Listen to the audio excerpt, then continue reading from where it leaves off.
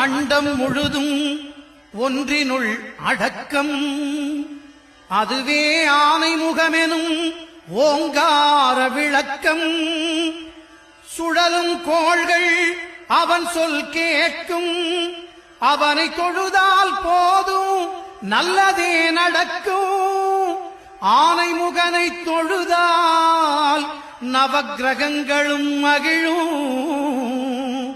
நல்லதே நடக்கும், நல்லதே நடக்கும்.